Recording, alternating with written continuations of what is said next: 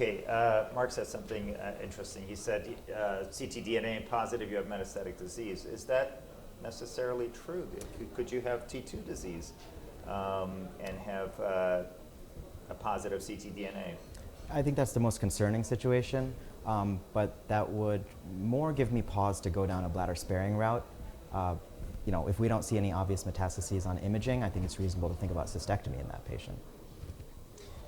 Yeah, I think that's the challenge I think we have, and that it's, again, this positive negative, you know, you have tests where it's floridly positive, and that is a quantitative test, right? So you're measuring the ctDNA, and we're not quite sure what that means. You know, I have these, we've been doing it for quite some time. We're still learning, we're still developing data, and now you have these patients who are undetectable, then it becomes slightly detectable, and you're not really sure. You do your CT scan, you do your PET scans, and things like that. This is in the follow-up, but we're now moving it to earlier disease. We're measuring it in T1 disease, you know, and if it's slightly positive, you get this 0.1 reading, and you're not quite sure what to do with that.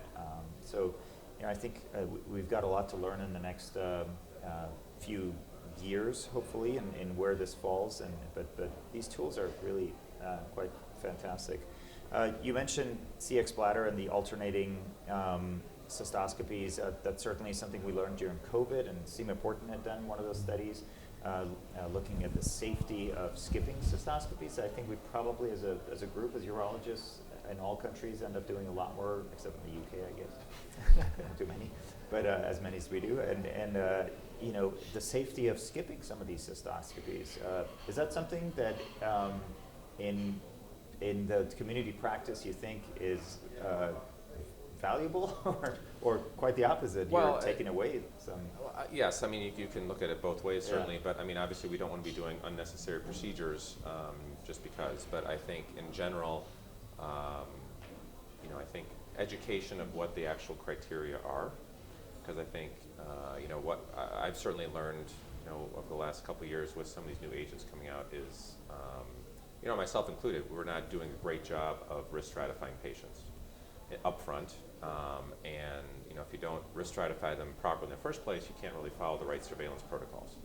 So I think there's a lot of, I'm sure it happens in the academic world too, but I think there's probably a lot of urologists in the community setting that are probably over-surveying these patients. Right. You know, for too long, you know, too many years, you know, low-grade tumor, they're doing cystoscopy annually forever, you know, things like that. So, you know, I think it's, you know, educating on what the criteria and the NCCN guidelines are for surveillance.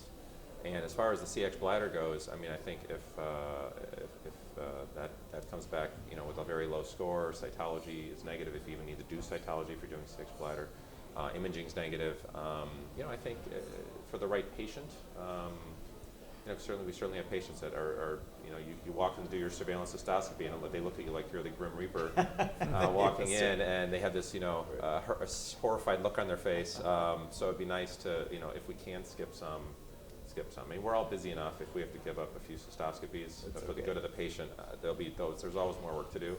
So I think if that is safe to do, obviously, because we don't want to miss, you know, these patients. If we miss something, obviously that's a big problem as well. So. Well, hopefully Mark will answer that question. Yeah, we don't want to take someone who otherwise, you know, could have found a small high-grade recurrence, and then they become, you know, muscle invasive because we skipped the cysto. So, you know, once that's more hashed out, you know, I think we'd all be fine to miss a few. That's great. Well, I want to really thank the panel. This has been a great discussion. Thanks to all of you for doing all the work you do, and I want to thank GU Oncology Now for this vigorous discussion, and a real pleasure to have you guys on. Thank you.